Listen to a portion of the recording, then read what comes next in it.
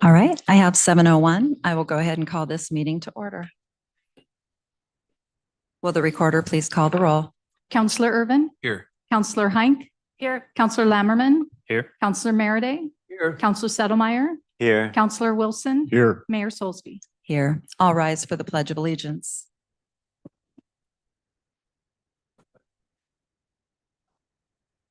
States of to the republic for which it stands, one nation, under God, indivisible, with liberty and justice for all.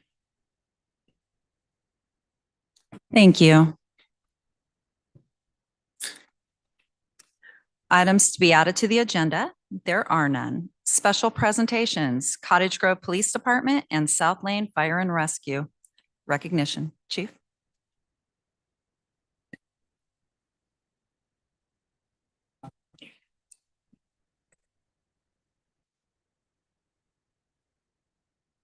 Is that going to work?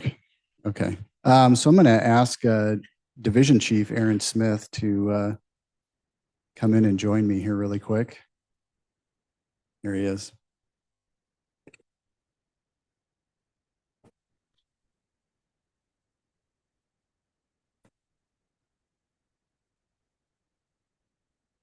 All right. Well, I'm going to hold this so you all can hear me.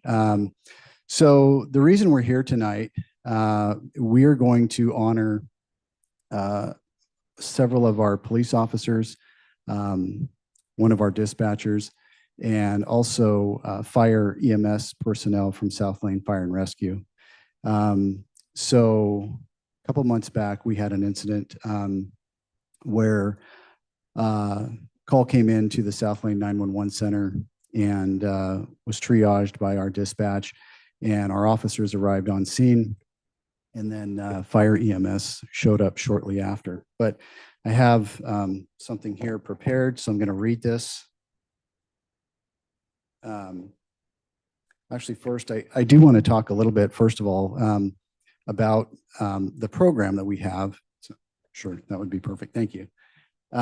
This isn't our normal setup, by the way. So anyways, this all kind of started a couple years ago, right after I got here as the chief of police. Chief John Wooten from the South Lane Fire and Rescue reached out to me and told me that he was working on a grant to secure some AEDs, and he wanted to partner with the Cottage Grove Police Department and acquire some AEDs that he could put in the police vehicles. And so, of course, I was happy that he was thinking of us and looking for ways as the new chief in town to be able to partner and build a strong relationship with our brothers and sisters at South Lane Fire and Rescue. So we were presented those AEDs. We had them in our cars, and we've been trained in how to deploy those and use those in the field.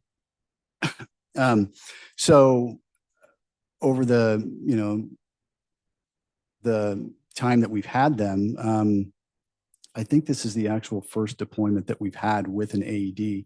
And so what happened was there was an incident that we were called to, and the police were the first ones on scene. They were able to respond, locate the patient, and apply the AED, and the AED did what it was supposed to do. So when the EMS personnel showed up from South Lane Fire and Rescue, they were able to jump in and take over and transport the patient to the hospital. And we are all here because he survived. So, and he survived because of the actions of the first responders that day. So I am going to read this letter of commendation, and this is to Officer Ryan Blaylock, Officer Josh Israel, Officer Quentin Buckland, and telecommunicator Shanice Roselli. So they're all here tonight. So I'm going to ask them to stand up while I read this so you can all see who they are. This letter of commendation is issued in recognition of the life-saving actions taken by Officer Blaylock, Officer Israel, Officer Buckland, and telecommunicator Roselli during a medical emergency at East Regional Park, located at 3200 Row River Road in Cottage Grove. Telecommunicator Roselli received a 911 call reporting a male had fallen, was not breathing, and had no pulse. She quickly made the transfer to Central Lane 911 for medical dispatching. She remained calm and professional during the call, while providing clear and concise information to the responding officers, the caller, and the medical dispatcher. She continued to monitor the call and provided timely and detailed location information to assist the responding medics in finding the exact location in the large park. Officers responded to the scene and quickly located the patient in the park. Bystanders had begun CPR prior to police arrival. Officer Israel arrived first and immediately took over CPR. Officer Buckland arrived shortly after, and the officers rotated through continuous CPR efforts. Officer Blaylock arrived on scene, assumed command, and assisted by retrieving and applying an automated external defibrillator, an AED. The AED advised a shock, which was delivered while CPR continued. South Lane Fire and Rescue arrived a short time later and continued advanced medical care. The patient regained a sustained pulse and was transported to Peace Health Sacred Heart Medical Center at Riverbend for further treatment. The team's quick response, teamwork, and decisive actions provided this individual with a critical chance of survival. Their efforts reflect professionalism and dedication to preserving life and bring credit to the Cottage Grove Police Department and the community we serve. Their actions embody our core values of service through immediate life-saving response, empathy in providing compassionate care during a crisis, integrity in their professional and coordinated conduct, and courage in confronting a high-stress, life-threatening situation without hesitation. On behalf of the Cottage Grove Police Department and the community we serve, I commend each of you for your excellent work. Your commitment to protecting life and serving others exemplifies the very best of this profession, and I thank you for your dedication and service to the community of Cottage Grove. And with that, I'm going to turn it over to Division Chief Aaron Smith, and he's going to talk a little bit about South Lane Fire and Rescue and their partnership with Heart Save Eugene.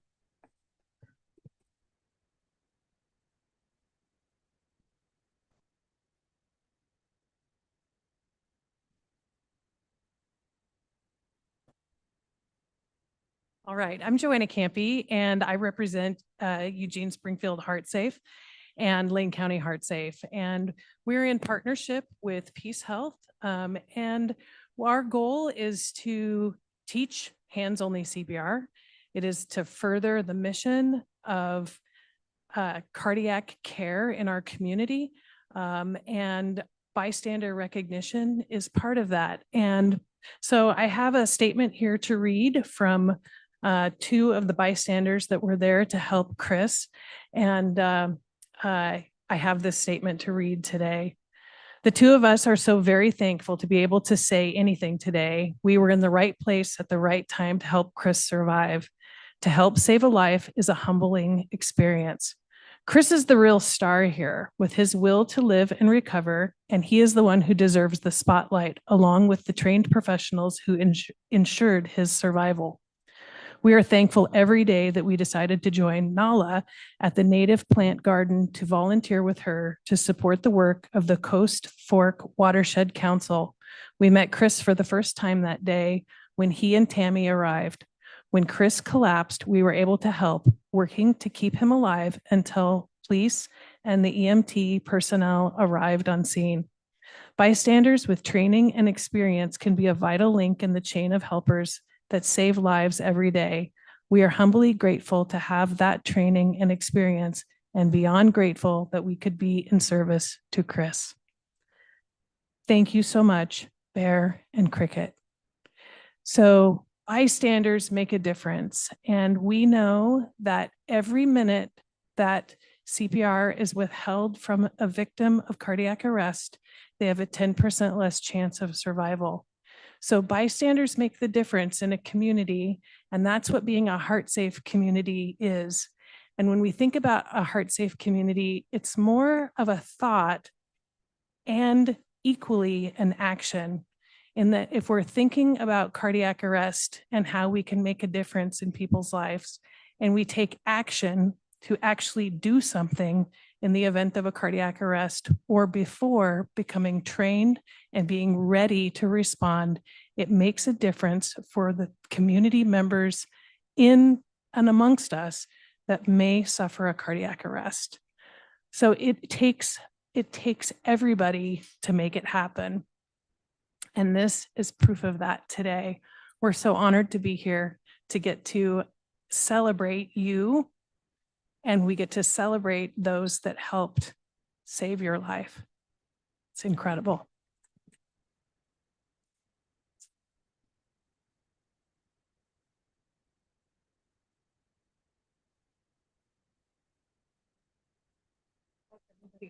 Yeah, sounds great.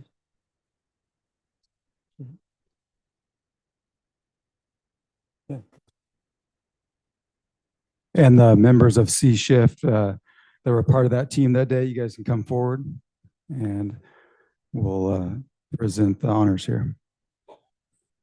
So Officer Blaylock, Officer Buckland, Officer Israel, Telecommunicator Roselli, can you guys come up here, please?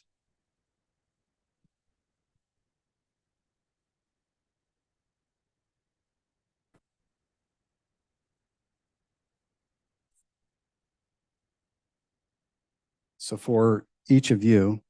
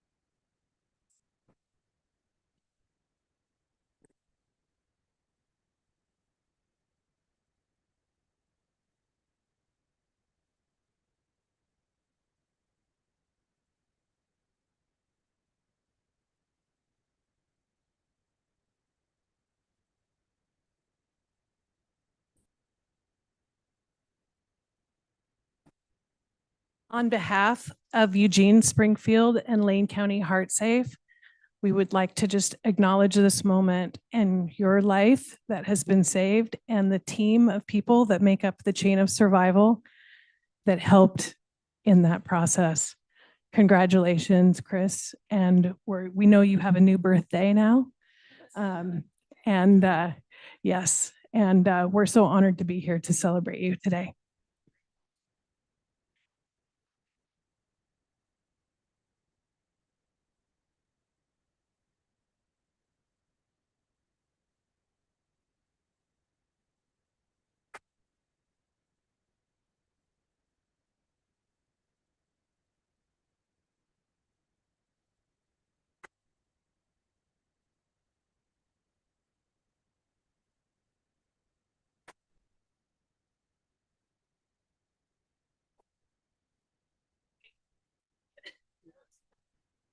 Living proof. You want to talk to the first responders?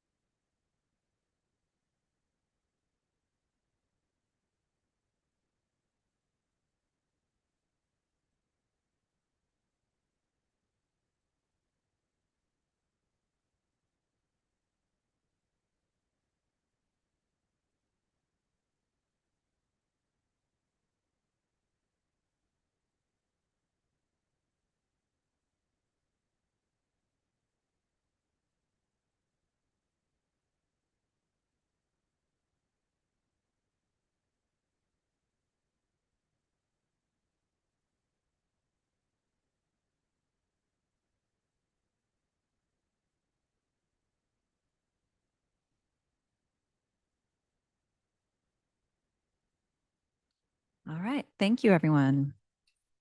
Appearance of interested citizens. This is a time for citizen comment. The council will first take comments addressing items not listed on the agenda for a maximum of 30 minutes. The council will then take comments addressing action items on the agenda for a maximum of 30 minutes. Individual speakers must be recognized by the presiding officer, provide their name, identify whether they are a city resident, and if so, their ward. Please limit comments to 3 minutes or less with council approval. Comments regarding any matter scheduled for a public hearing may be provided only during that hearing. The council will not make any decisions based on public comment. However, staff and council may choose to ask questions or comment following the conclusion of citizen comments.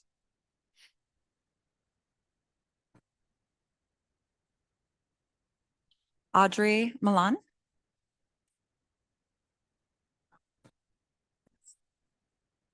Just in time, Audrey. I just called your name to speak.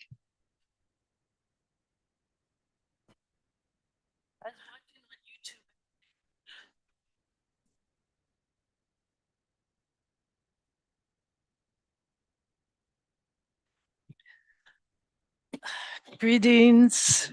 We're here again. Thank you very much for your service to our community. I appreciate how much time the council and budget committees have spent discussing the library and very much hope we can come to a viable solution here. The initial library budget proposal meant having 4 library staff until June 30th, 2026. And on July 1, 2026, only 1 staff member to run the library for the rest of the fiscal year. The proposal implied a strong dependence on volunteers to fill the previous staff roles, even though the library currently does not have any volunteers, nor a program to vet and train them. The compromise presented by several council members is to have 2.7 staff, so there are always 2 staff in the library during operational hours. This would require another $50,000, which could be taken, which is less than 1% of the $12 million budget, and could be taken from the same housing fund that was used to fund the pool. The City Council has received wide public support for adequate funding for the library through citizen comments at all the council and budget committee meetings, the town hall meeting, comments sent to the council and budget committees, and now over 110 signatures on our petition to support adequate funding for the library. And by the way, that number is over 1/5 of the CG population who voted in the 2024 election.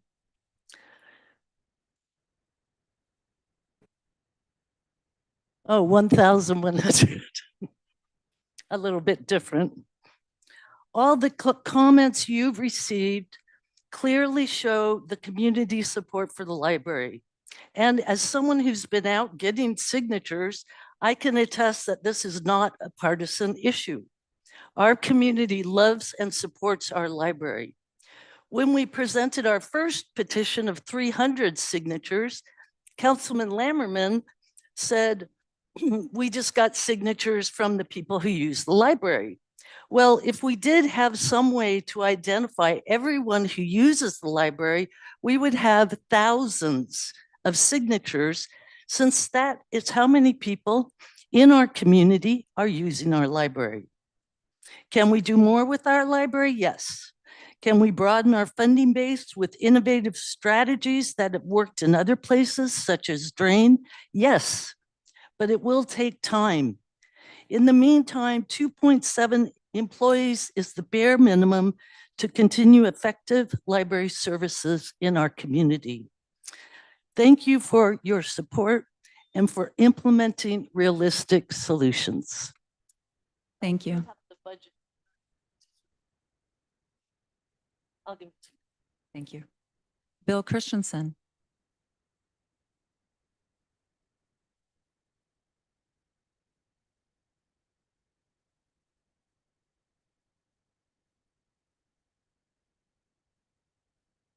Good evening, council members. I wanted to discuss the meeting 2 weeks ago, and of which I was in attendance. And I was thoroughly disgusted with the Friends of the Library group. Not all of them, and not the majority of them, but a few of them use the microphone to attack and degrade and criticize these council members. And I was fed up, disgusted with it. And it showed me at least one thing. Some of these people in this group are not interested at all in balancing the budget or finding a solution to the budget. All they're interested in is preserving their precious library. And they come here and use the microphone to attack and to criticize. And you remember the meeting 2 weeks ago. Well, I'm disgusted with that. That is, and I know this city council. And this is not your grandfather's city council. This city council is not going to be pushed around by people that use the microphone to criticize and degrade the city council, including the city manager. This city manager, Mike Sauerwein, one of the best city managers we've ever had. And I mean that. And you are doing a fabulous job, Mike. I just want you to know that. And I want you to encourage this city council to do what is right. I would suggest one quick thing before my time is up. I have a minute left. I would like to suggest we lower the salary of the head librarian to at least 70,000 or less. And if the head librarian is not interested in working with volunteers, then I would say cut her loose. There is a librarian out there that's a perfect fit for Cottage Grove. I know it. She's willing to work with volunteers. She would bring a new spark to the library. And she's out there, and I hope that we find her. Thank you very much. Thank you. Art Lancaster.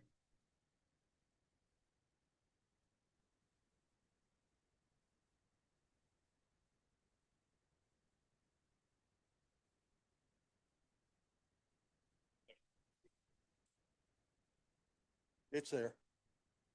Art Lancaster, Ward 2.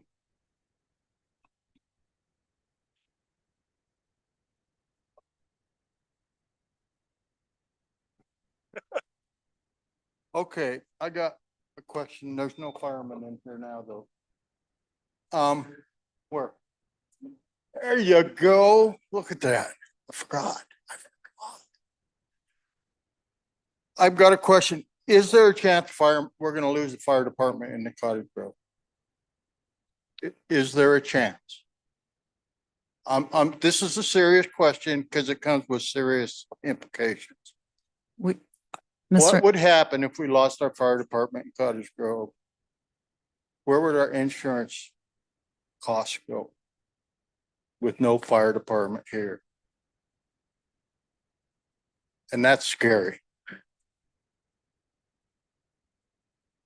And another thing, I've been on a lot of petition drives before.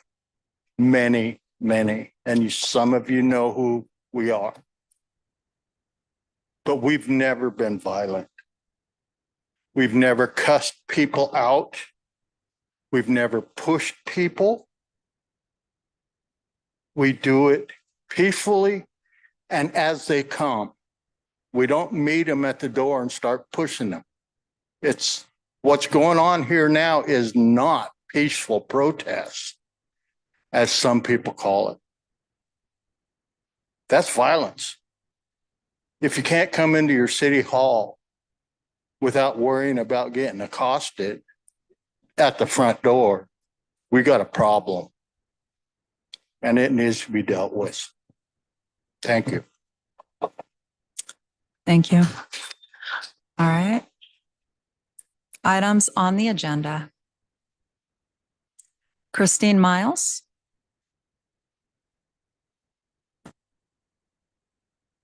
Is Christine here? No. Okay. Miranda Gerke,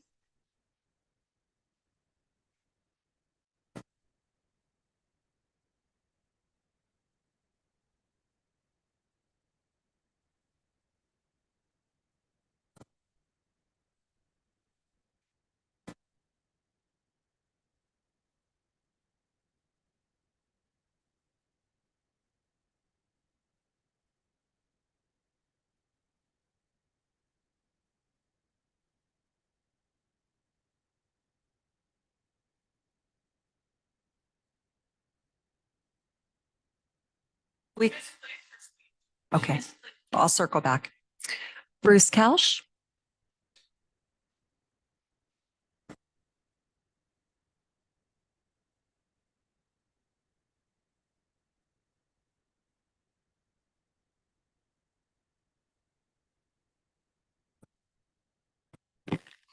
Bruce Couch, I live outside the city limits. This meeting and the next meeting are the last two opportunities that I have to advocate for the library and also for the city council to review and accept the budget. My understanding of the process is that the budget committee makes its recommendation and approves it, sends it to the city council that has the final word. And as in the staff recommendation from city manager Mike Sauerwein, recommends that you have the hearing and also consider making changes as deemed appropriate that are allowed lawfully by Oregon budget law. And Oregon revised statute, chapter 294 allows the council to make changes to any recommendations that a budget committee puts forth.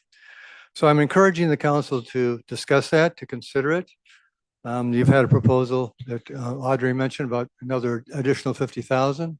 I'm going to suggest that if the council wants to to discuss that you consider granting Mr. Sauerwein up to a certain amount of money that he uses his discretion, because the staffing of the library really now will lie in his hands once the council approves the budget. He will have the numbers for the library, and it's up to him to make the decisions about staffing.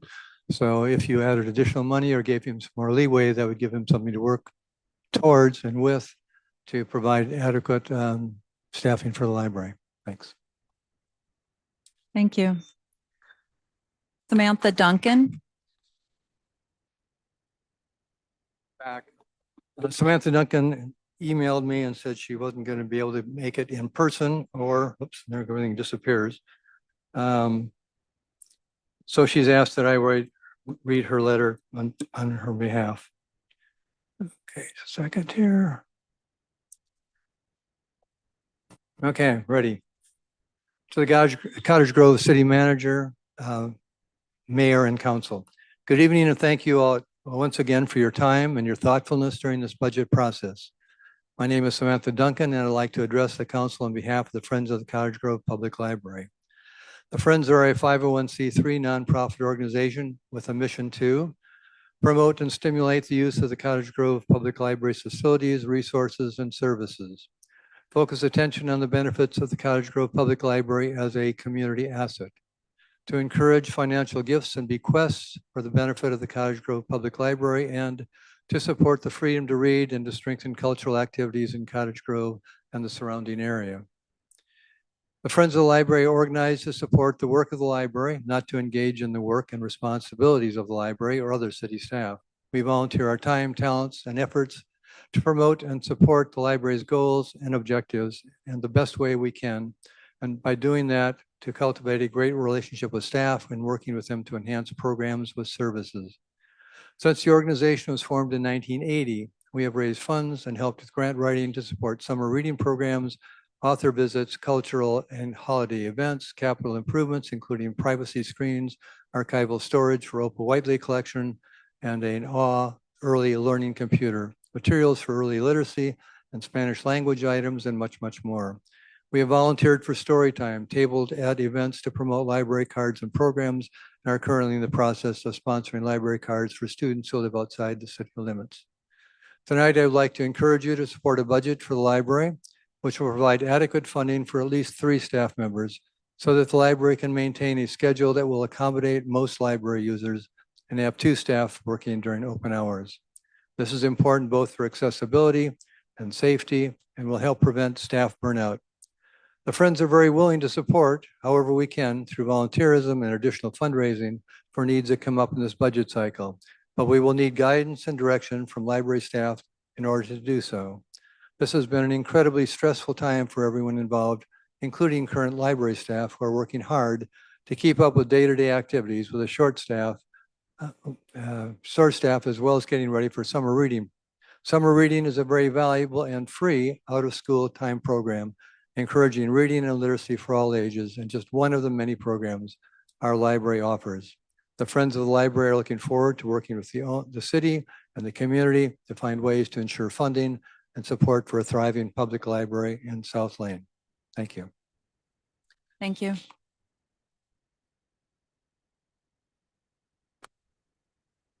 Public hearings. Miranda Gerke. I'm sorry.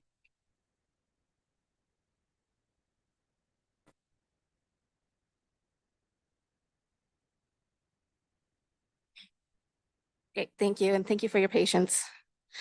My name is Miranda Gerke, and I live in Ward 4. First, I want to say I am speaking for myself this evening. Tonight, I'd like to talk about priorities. In just a few weeks, over 1,100 people in this community signed a petition supporting our library. In a town of roughly 11,000 people, that number is significant. That is not just a fringe group or just a handful of angry residents. This is a strong response from Cottage Grove citizens, and it is a clear message to you from your constituents. And it's not happening in a vacuum either. This last election cycle, multiple local levies failed, including an important fire and rescue levy. Yet voters still overwhelmingly supported the Lane County Library levy. The people are telling their city officials something very important. Libraries matter, and libraries are not just books.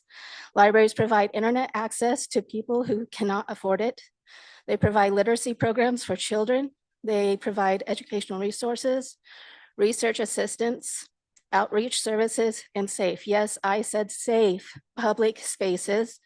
Despite the implication made by some city councilors and budget committee members, our library is statistically one of the safest places in Cottage Grove to be. Libraries are also preventative community infrastructure. They help keep kids engaged and learning. They help reduce isolation. They give struggling families access to resources and technology. They provide constructive, safe environments that strengthen the overall health and stability of our community. And yet this city has considered devastating cuts to one of the smallest portions of the budget. At the May 19 Budget Committee meeting, we saw that there were options. Councilor Jim Settlemeyer worked hard to explore relocating available funds to preserve library staffing and services. He understood the seriousness of what is happening and made real efforts to move the needle.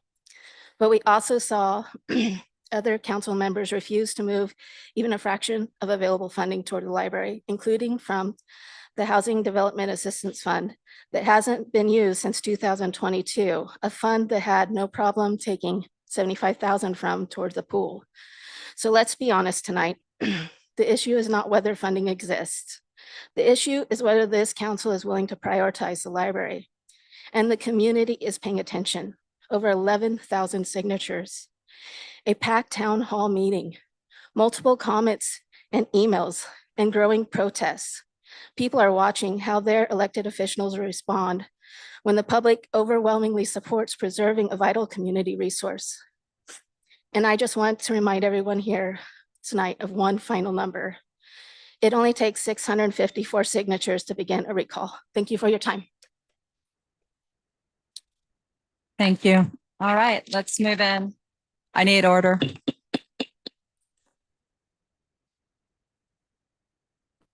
Moving into public hearings. Public hearing for uses of state shared revenue for fiscal year 2026, 2027. I will now open the public hearing at 7:38 p.m.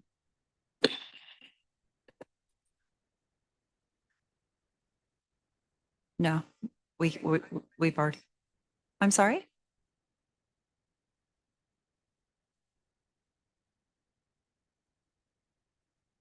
Oh, for the public testimony? Oh, yeah. Yes, that's coming. That's the next. I'll be reading every name on here. This public hearing is being held for the purpose of taking comments on the proposed use of state shared revenues. May we please have the staff report? Well, good evening, Your Honor, members of the council. State law, budget law requires that we hold a public hearing on the uses of state shared revenue. This is money that comes from the state legislature on a per capita basis to cities and counties throughout the state. The amount that we're anticipating is $132,000. The city traditionally treats this the same as it would property tax revenue for all of the programs within the general fund.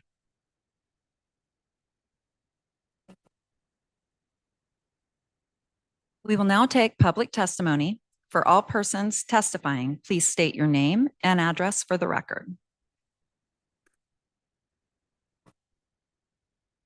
Daniel Lieberson.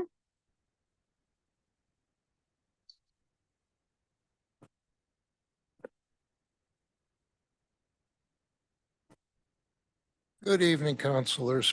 I'm Dan Liebertson. I'm from Ward 3. And I don't know if I was called in the right place or not, but I wanted to just briefly address something about the library, which is that it is, to put it in the words of a former speaker, indeed precious.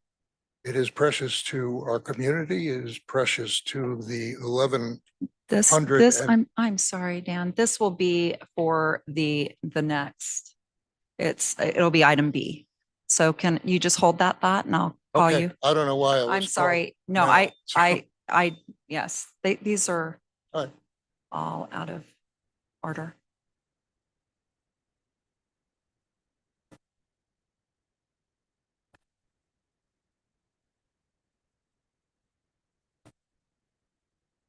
I don't have anyone signed up. So this is all B.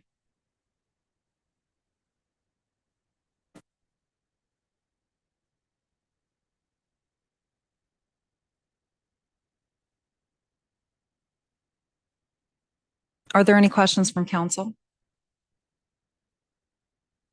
Councilor Merryday. Thank you, Mayor. Perhaps the city manager could clarify some for the public here. What are some of the funds that we do receive from the state and how they are used in our budget?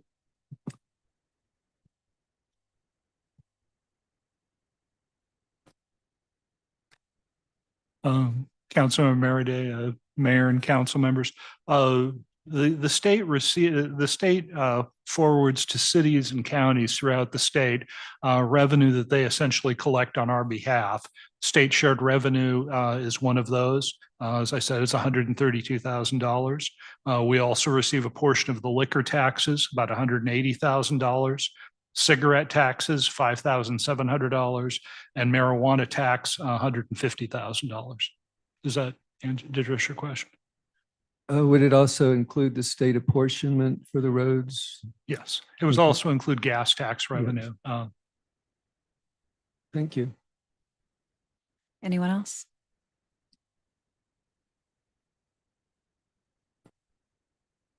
I will now close this public hearing at 7:42 p.m.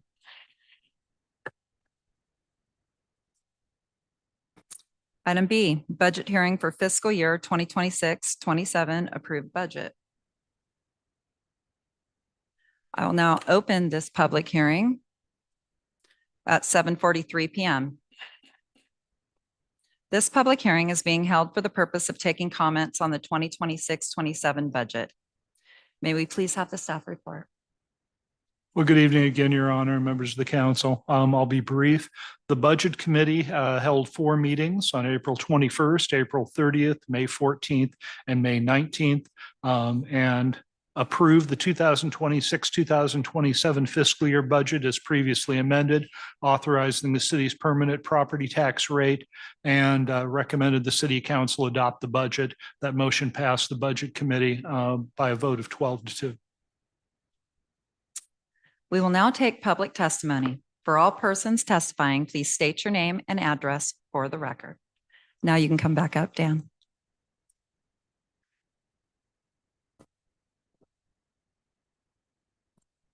I think I said I was in Ward 3. My address is 962 South U Street. To continue, not only is the library precious to its users who are from this community and communities around here, but I think that it's vitally precious to the reputation of Cottage Grove and the appeal of Cottage Grove to both citizens living here and those who might consider living here, as my wife and I did when we moved here about a month ago, permanently after having lived here part-time and deciding, wow, great library, great pool, great community. This is where we want to be.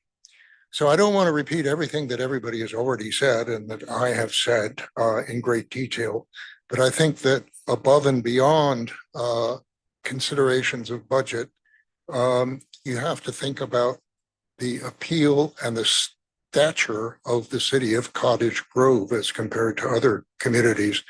For the sake of its well-being, I think the library needs to be funded at a level that will allow it to provide adequate service. And the prevailing opinion seems to be that that's a head librarian plus 2.7, I believe, personnel slots.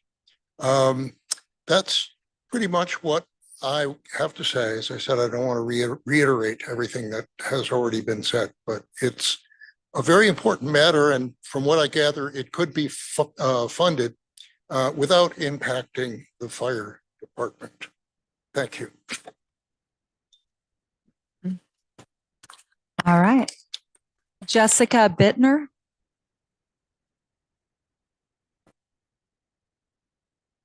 Jessica Bittner. I live in Dorena. I'm a card carrying library member.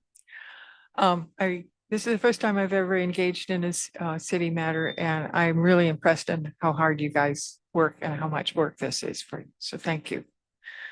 I understand, first of all, I want to make a comment. I have been at all your meetings about the library budget. I have viewed a number of the and been a participant in none of the rallies. There was absolutely no violence. And if there's absolutely no violence. And if we're passionate and critical of the city council, that is not violence. So I would take exception to the.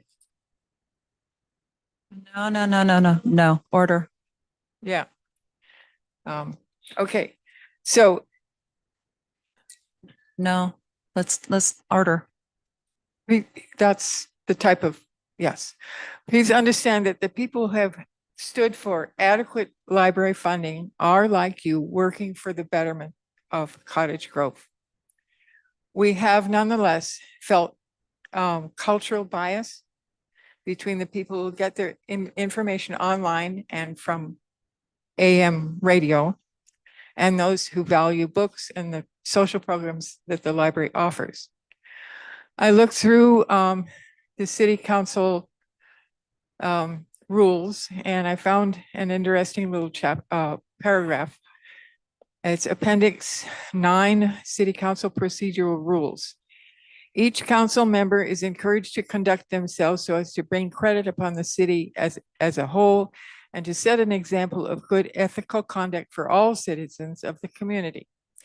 Council members should constantly bear in mind these responsibilities to the entire electorate and refrain from actions benefiting any individual or special interest group at the expense of the city as a whole. Council members should likewise do everything in their power to ensure impartial application of the law to all citizens, equal treatment of each citizen before the law without regard to race, national origin, sex, age, social station, religious, marital status, familial status, domestic partnership status, sexual organization, source of income, and disability status. And I would add political view. What I take from these rules is that you are duty bound to serve all the community interests, not your personal biases. So, thank you. Thank you. All right, Joe Magner. Joe Magner.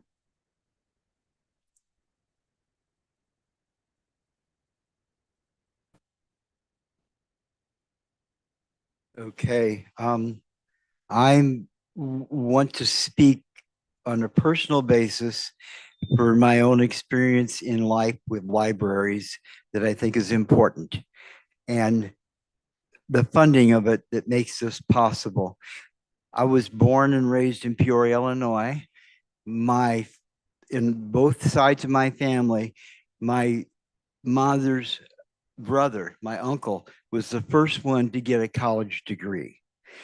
None of us had a college degree. My mother was just a working mother. And she would take me and my brother for a walk to the public library, one of the branches in Peoria. Peoria is only about 110,000 at this point. And she'd take us in and we'd go through and we learned to be part of the library, look around, look at the books, meet people, and other things like that. And what was so important was that this was supplied some of the reasons for me after I got out of the Air Force that I went to college.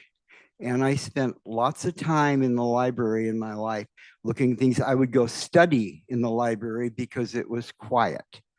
And it was a really, really good environment to learn and understand and widen my experience in the world, not politically, in terms of physics and other things like that, that I got interested in physics. I got a physics degree eventually. But that library was so important for me to be able, with my mom would take me and my brother for a walk to the library, and we'd spend an hour or 2 hours or whatever time there and just look around and be part of it. And I think that's what talking about the budgets and everything else, the budget's important because that is what's able to provide the people and the system there, and to have it open. And anyway, that's what I had to say, how important the library really is, on the basis that we're talking about in terms of the budget, but in terms of the actual personal life and what it means to young kids as they're growing up. That's what's important. Thank you. Thank you. I'm going to ask that we hold applause. Johanna Z.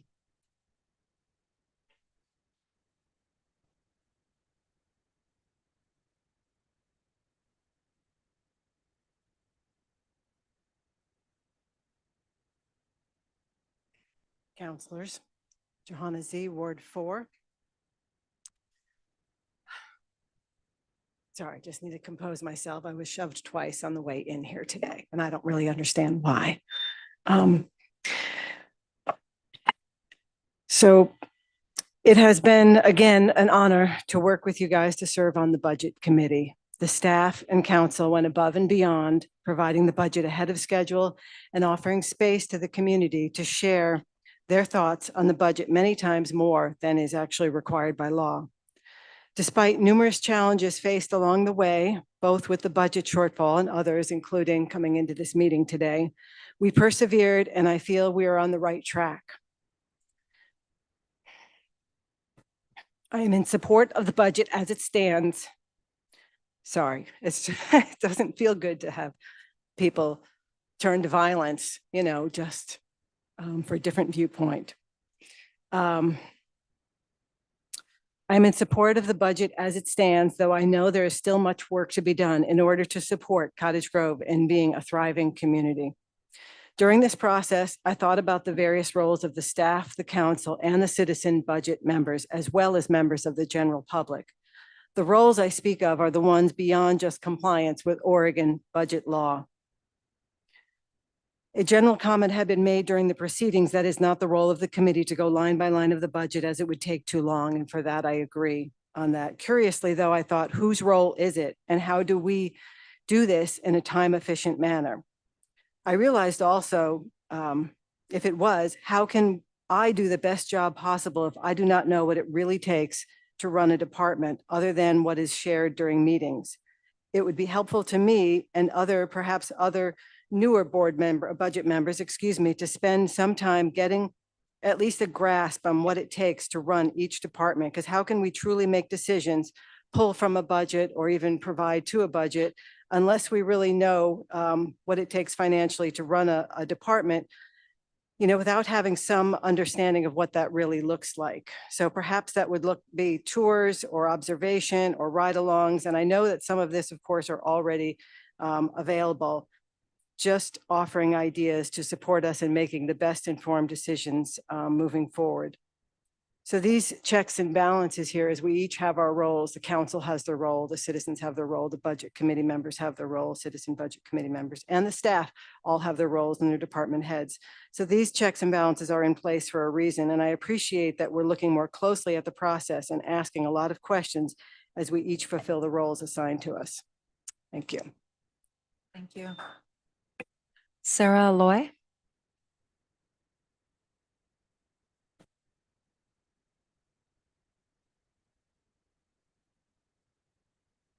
Hello, my name is Sarah Loy. I live just outside of city limits. Last time I was up here, I asked this board and committee to start voting on behalf of their constituents, the job they signed up for. As of right now, we have over 1,100 petition signatures, all organically collected. In my experience, while collecting those signatures, time after time, community members came to our table specifically seeking out a way to support the library. No lectures needed, just genuine advocacy from over 1,000 community members and library lovers. This community is aware of the issues and informed on the solutions. I'm here to ask yet again for you to seriously consider the solution we have brought to you. We only need $50,000 from your $12 million budget, literally 0.4%. We are not asking for taxes. We are not asking to take money from the police department or the fire department. We are not asking to take money from any organization that needs it, as we understand budget cuts must be made everywhere. However, the low-income housing fund has not been touched since 2022. Your words, not mine. You already approved $75,000 of that fund to go to the pool. Thank you. Now it's time to consider and approve $50,000 of that fund for the library. According to the original budget proposal, you wanted the library to be cut from 5 employees to 1. That is not a sustainable solution or a realistic plan. However, because we know the budget cuts are inevitable, we've been willing to compromise in the middle at 3 employees, with 1 full-time and 2 part-time. We've been advocating for months and have only gotten you to give $25,000 in funds back to the library. That's only enough for half of a part-time employee's salary. I understand that you've approved another $25,000 to come from within the library's existing budget to be reallocated. Personally, I do not think that requires recognition, considering that money was just taken from one department within the library and given to a different department within the library. Internal cannibalism, as Lammerman mentioned. This community is watching and aware of how each of you respond and handle the library issue. This town is aware of what we are asking. This town is aware of where we are asking this money be reallocated from. Over 1,100 people are asking you to listen to them, to listen to us. You are sat here specifically to represent us, the people who live here. We love our library. It's embarrassing that we are practically begging our city officials to listen to the voice of the community. It's concerning that the opinions and biases of this board and committee are such polar opposites as those of your constituents. You still have a chance to do the right thing, to make the right decision, to listen to your community. Please do just that. The children of this community are already looking forward to the amazing activities the library has to offer this summer. Please make sure the funding is there to fulfill that commitment. Finally, if you'd like to villainize me and my friends for advocating for the library and the community that uses it, feel free to. There has never been and never will be violence from a community that loves the library and their neighbors, no matter what narrative you try to push. Shauna Lewis, is it Sean? Okay, I'm here to try again. So again, you guys have had really good ideas on available funding and suggestions. At the last meeting, there was a comment about the Radical 300 that's now over 1,100. As a citizen, I find that a little disturbing. Devaluing somebody else's opinion that's different than yours isn't the point of a community. I had 2 random conversations, one today, where it was a couple that said, we use the library all the time, and a young girl of 20 who looked really puzzled and said, but we need a library. So again, I don't think I'm radical. I'm representing, was another quote, and I question who you're representing and where's the petitions against the library funding. I don't want a line item budget, but don't most of us? And again, maybe per Johanna's comment, this isn't the time and place, but I did think that's what the budget committee and the city people did. Sorry, you guys. Heard that other departments have been cut more severely than the library, but it seems if they have a head librarian, 2 full librarians and 2 part-time, it's not like it was stacked or heavy to start with. Then the fact that, okay, I'm gonna lose it here. I did go to the library because I don't have a computer and I don't have the internet. And there's something called supporting one public service while opposing another, as in school, taxes, and libraries, on the grounds of personal use. It rests on a concept of selective benefit taxation, where there might be an internal logic. The argument is structurally flawed when applied to public infrastructure. And so anyway, I'll end with this. If you don't pay for it, don't use it. I don't have children. I wanted children. I don't have them, but I pay school taxes. So, but I do use the library. So we win or we lose, and we're a community that supports everybody, or we don't. Thank you. I would just like to make a statement before I go into questions that there seems to be a little bit of a misconception about the fire district. Fire district is actually not part of the city, and so those two don't compete.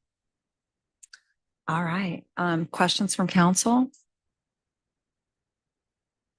Councilor Merryday. Thank you for bringing that up, Mayor, about our fire district. And I know that there was comments made at last council. Would you rather have a librarian or a fireman or something? But it is very important to realize that it was the district members who failed to support the levy for the second time. It was proposed twice and it failed twice.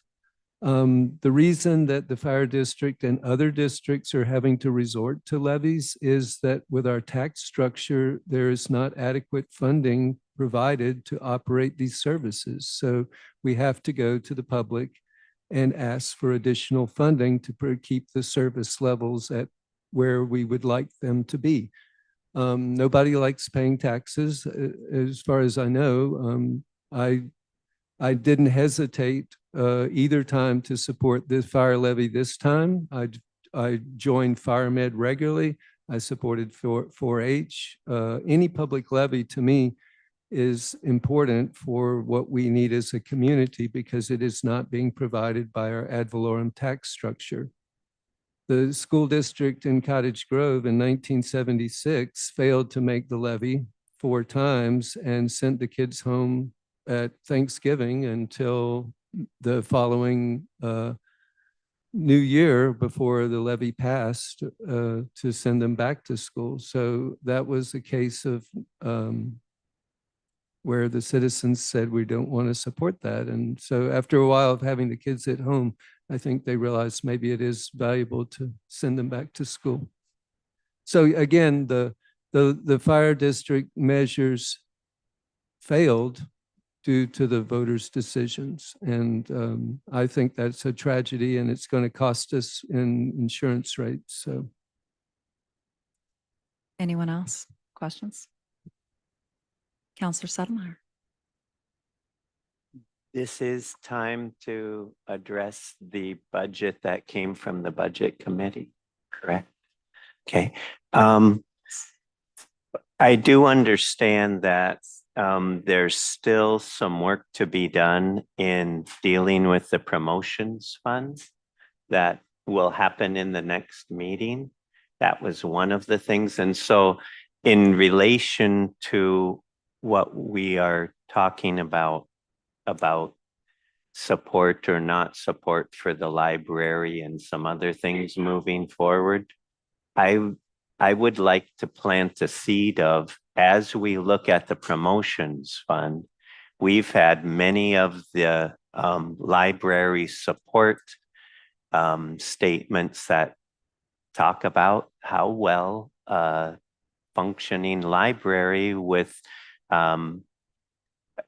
FTE that could keep it open for a chunk of time, how much that is a promotion for our city.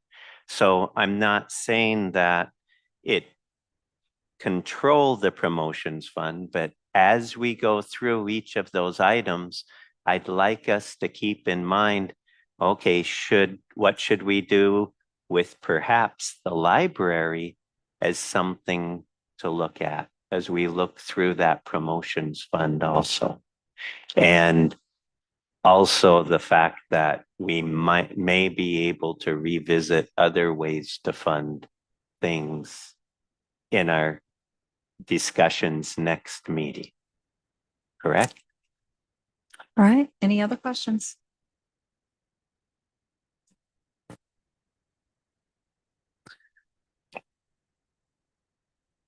I will now close the public hearing at 8:05.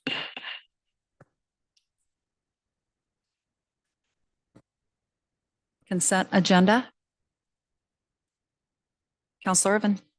Mayor, there are 3 items on the consent agenda and move approval of each of them. We have a motion. Second. We have a second. All those in favor signify by saying aye. Aye. Opposed? Motion carries unanimously. Resolutions and ordinances, there are none. Business from the City Council, cancellation of City Council meeting. Mr. Sauerwein. Good evening, Your Honor, members of the council. Staff is proposing a modified number of meetings for us in July. What we're proposing is that we keep our July 13th regular meeting, and the following week, we have a study session on the 20th to talk about citywide cleanup. And then we cancel our regular meeting on January 27th, because that's the night that did I say January? It's been I've been on vacation and I'm just kind of getting back into the swing of things. July 27th, council meeting, because that's the night of the Eugene Symphony playing in town.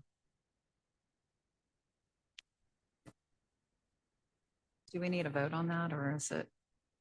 You will need a motion to cancel the meeting. Counselor Irvin. Thank you, Mayor. Well, I move that the July 27th council meeting be canceled. Second. We have a motion with a second. Discussion. Counselor Merriday. thank you, Mayor. Could you, I missed the date of the study session. There was a study session. We would do that on July 20th. So effectively, we're moving the meeting from the 27th to the 20th. And that's the Monday as well? Yes. Okay. All right. We have a motion with a second. All those in favor signify by saying aye. Aye. Opposed? Motion carries unanimously.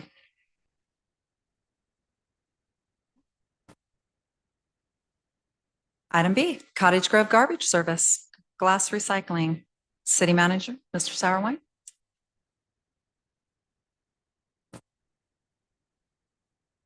Good evening, Your Honor, members of the council. This is really a follow-up to our last meeting. And Tim, why don't you come on up as well? We have a franchise agreement with Cottage Grove Garbage. And Cottage Grove Garbage is changing some of their business practices. They're going from recycling, where you get the little yellow box to put your recycling in, to actually having a dumpster for you to put commingled recycling in. One of the issues that we've been discussing is glass recycling. That in order for glass recycling to be included would require that Cottage Grove Garbage invest in some additional equipment. It's also some additional staffing, and that would require about an 8% increase in the cost of the service that they provide. So essentially, we're asking the city council to make a decision this evening of whether or not you want to include glass recycling. If you do want to include glass recycling, we will need to work with them to have an increase in the cost of service by about 8%. As a side issue, I would just say that some of the biggest producers of glass recyclables are restaurants and some of our other downtown businesses. And I know some of them have been meeting with Cottage Grove Garbage and also amongst themselves, talking about how they could handle the glass recycling.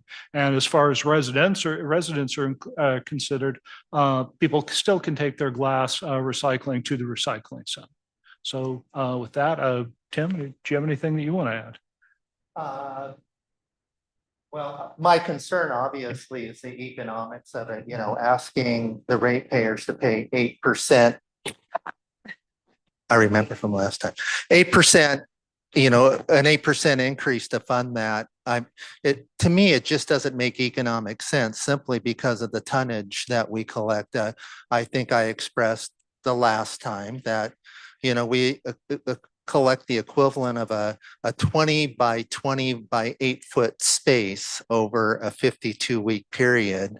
And to spend $120,000 when there is the opportunity to recycle out at the transfer station at a significantly lower cost.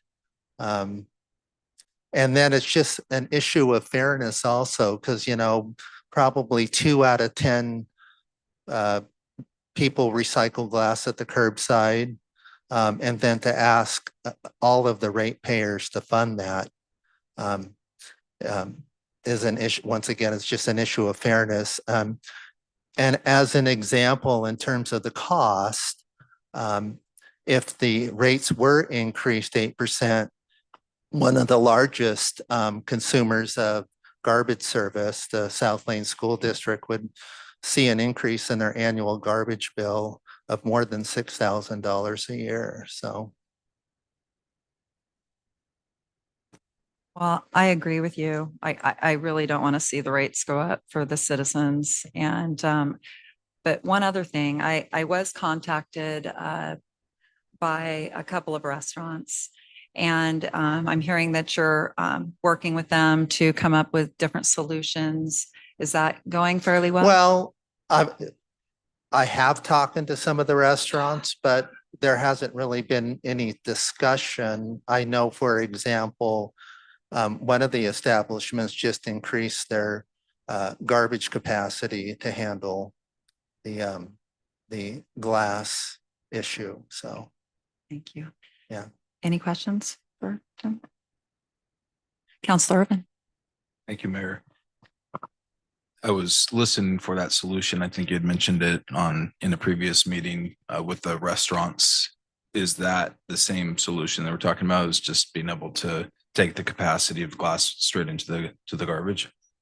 Well, Councilmember and Mayor, I've had conversations with some of the business owners, and there's a possibility of somebody, or maybe an entrepreneurial approach of helping with the different businesses collect their glass and transit to the transfer station. Those are issues we're kind of working through right now, but we're definitely trying to find options for folks. Yeah, well, obviously one option is doing a pay-as-you-throw type system, but once again, that's very expensive given the small rate base. So if you go with the pay-as-you-throw, only those folks that are generating glass and wish to participate in that system would be funding it 100%, as opposed to others that don't recycle glass. So. To answer your question directly, we're definitely looking for options and instead having those ongoing conversations with some of the businesses. And can you remind us what changes precipitated all this? Where did those stem from? What was the Sure. rollout period? Sure. So obviously, we're going from manual collection of commingled materials, which we did and we are continuing to do today.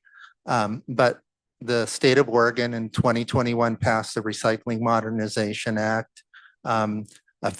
By state law, effective July 1, 2025, all communities had to offer and provide pickup of the commingled materials on the uniform statewide collection list. So we're anticipating once we get all of the roll carts out to folks and we have the new truck in service, the automated truck, where we're actually collecting it via an automated, since they're 65-gallon roll carts, we're anticipating that the volume of commingle to double. So, because we're going from, well, the number of materials on that list is triple what it was prior to July 1, 2025. And just, just to clarify, it's my understanding that glass is not included in that state list. That's correct. It is not a mandated item. It's an elective item. Part of the reason we're having this conversation is the franchise agreement that we currently have did list glass in it. So. Counselor Urban. So thank you once again. I know this ordinance can't be adopted tonight. So is there just a consensus that we want to look at this, or we want to make a motion for a first vote? Or what are you looking for? We're looking for direction. Direction. And if the direction was versus it was through a vote, that would be helpful. And then we'll return at the next meeting with the appropriate document. I'm also, I would support a rate increase to handle that. I do hope maybe this is something we can talk about in our work session on citywide cleanup. There's going to be solutions that we can discuss and what opportunities there are, but it seems to make sense to me that we amend that resolution with an ordinance or with the ordinance presented, but do not increase the fees. Ms. Roberts. Thank you, Mayor and Council. So what Council was presented with in the Council packet are essentially two options, two choices. One is an ordinance that would, I should let Armand speak to this from Local Government Law Group. He's online, but one, and I will do so. But one ordinance is, the ordinance is to indicate that Cottage Grove Garbage Service would follow the uniform recycling, which does not include glass. So it's one option then to remove that from the program. The other option was the resolution, which would be the rate increase. So it's kind of two different avenues and roads for council to consider. And Armand is online. If you have questions about that ordinance, he was active in drafting that for council's consideration.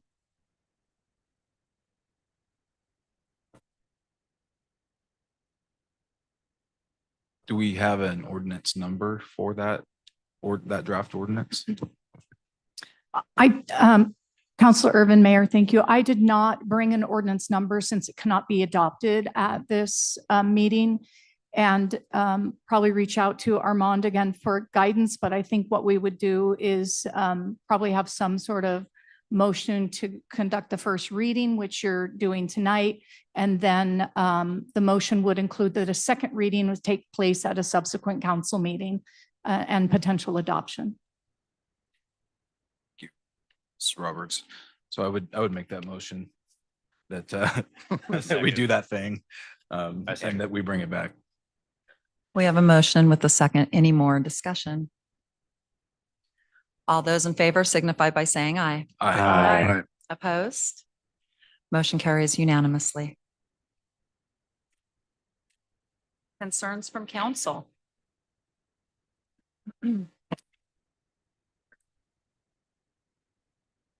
Anyone? Counselor Mary Day. I just want to express my full and complete support of the city manager and his handling of our budget situation. Due to comments made at the last council meeting by my wife. So I want you to understand that you have my full and complete support. Thank you.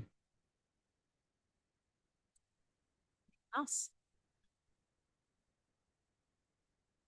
I have something to read. All right. City Council, staff, and members of the public.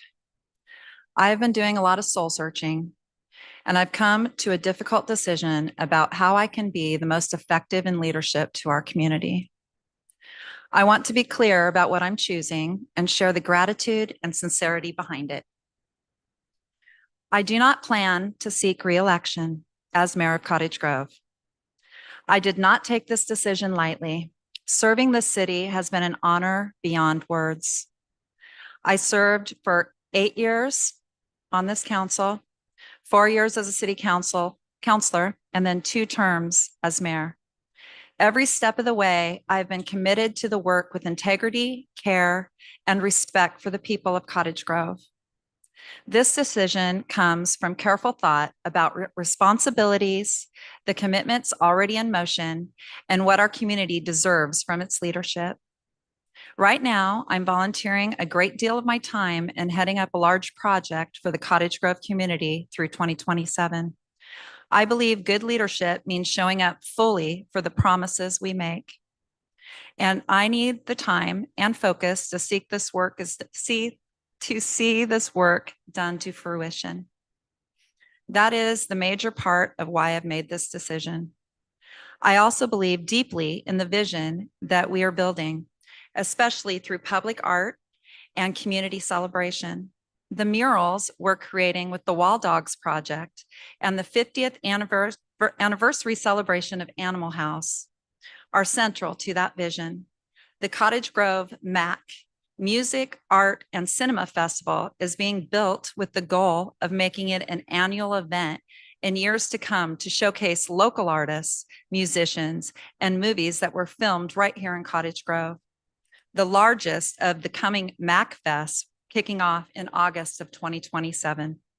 These murals will not only tell our story, but become a lasting point of pride for Cottage Grove. They will strengthen our identity while increasing economic vitality, bringing business opportunity and drawing tourism. The festival and the murals left behind will create momentum that continues long after the work is complete. On another note, a few years ago, I asked Council President Irvin if he would consider running for mayor. I asked because he has exemplified integrity, honesty, and an ability to listen and work with anyone in this community. At the time, he had too much on his plate, but he has since expressed that he is ready to pursue this position. I could not be happier to offer a full personal endorsement for the leadership he is prepared to bring. Stepping away from the mayor's position is bittersweet. My passion and love for Cottage Grove are the reason I said yes in the first place, and they are the reason I still care deeply about the future that we are all building together. I am grateful to this council, to our staff, to the volunteers of this community, and the residents who care enough to speak up and keep our city moving forward. My commitment to Cottage Grove does not end with my term as mayor. I will stay focused so the work we're doing leaves a positive, lasting impact on our town. I would like to thank my husband for his continued support and thank you again for the honor of serving as your mayor.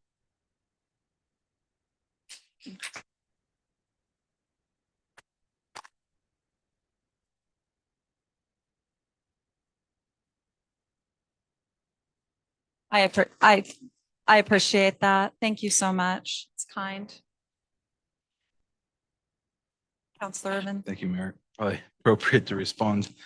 So I'm throwing my hat into the ring for the election for mayor this coming cycle. I guess the election will be in November. This is not something that I'm like, yes, I want to do this, but I feel a deep duty. And there is excitement about a vision that I can't shake for this town, one that I see it prospering, one where community pulls together, one where we continue to honor the traditions of the All-American City and have a place that our children want to and can build their own lives and families. And so we do that together. I appreciate serving alongside you, Mayor, for a lot of years, through a lot of seasons. It's been something. So to the people of Cottage Grove, appreciate your service and love to see you working in your strengths, and excited for what's to come with the art that's coming in many different forms. So cat's out of the bag. I'll be on your ballot. Thanks.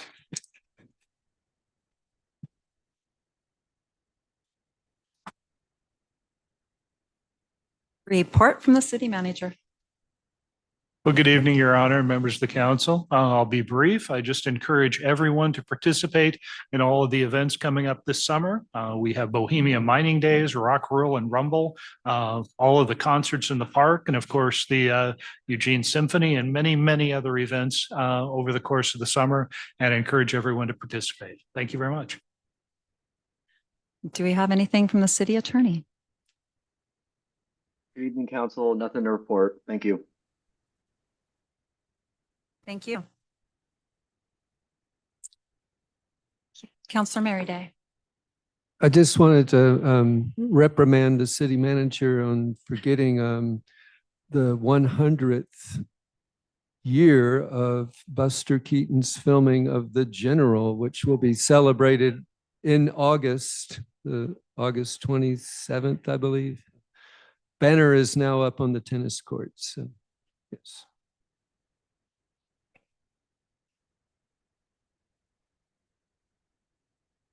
There are no items removed from the consent agenda, so this meeting is adjourned. There's more.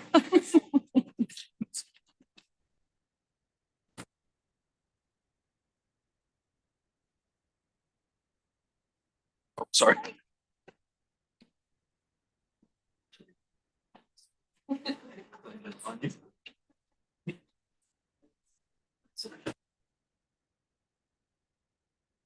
All right. So if anybody that would like to stick around for another brief meeting, I'm going to call to order the Urban Renewal Agency.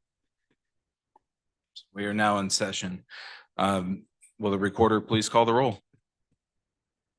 Counselor Lammerman, Here. Counselor Height, Here. Counselor Merriday, Here. Counselor Wilson, Here. Counselor Settlemeyer, Here. Mayor Soulsby, Here. Chair Irvin.